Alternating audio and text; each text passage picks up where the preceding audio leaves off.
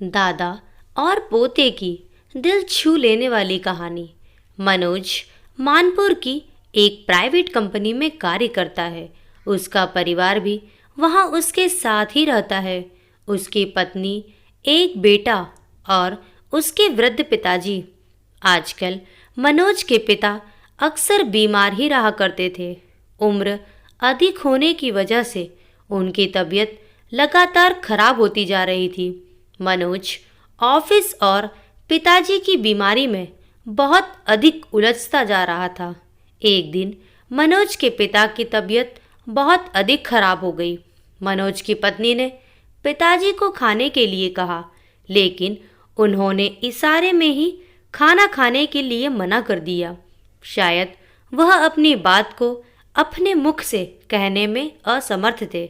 वह मन ही मन यह सोचकर परेशान होते रहते थे कि मैं सभी के लिए बोझ बन गया हूँ। अब वह न तो किसी से अधिक बात करते थे और न ही ठीक प्रकार से खाना खा रहे थे।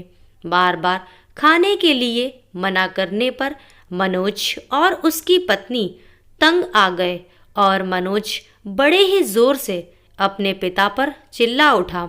मनोज का पुत्र प्रथम को यह देख अच्छा न लगा।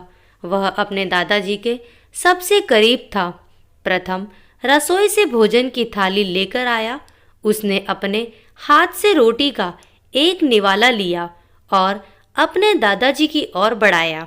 दादाजी ने प्रथम का हाथ पकड़ लिया और फिर से इशारे से खाने के लिए मना किया। जैसे ही प्रथम को दादाजी के हाथ का स्पर्श हुआ तो उसे दादाजी का हाथ बहुत गर्म महसूस हुआ।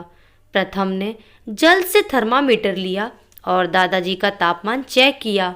देखने पर पता चला कि दादाजी को बहुत तेज बुखार था। बिना देर किए प्रथम ने बुखार की दवा अपने दादाजी को दे दी। कुछ ही समय में दादाजी का तापमान सामान्य हो गया। अब दादा और पोते ने मिलकर एक साथ भोजन किया। दादाजी अब पहले से खुश नजर आ रहे थे। यह देख मनोज और उसकी पत्नी अपने आप पर बहुत शर्मिंदा हुआ। वह समझ चुका था कि परेशानी बहुत अधिक छोटी थी, लेकिन उसने ही उसे बड़ा कर दिया था। मनोज और उसकी पत्नी ने पिताजी से माफ़ी मांगी और अब सब कुछ सामान्य हो गया था।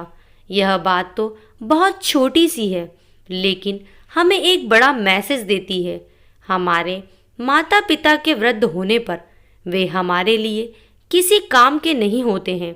इस सोच के कारण वे हमें बोझ लगने लगते हैं। इस वजह से हम उन पर अधिकार जमाना शुरू कर देते हैं।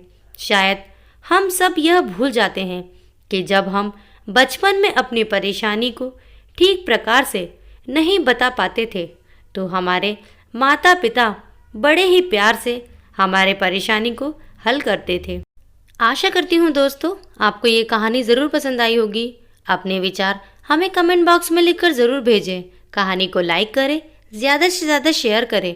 अगर आप हमारे चैनल पर नए हैं तो चैनल को सब्सक्राइब करना ना भूलें। Thank you.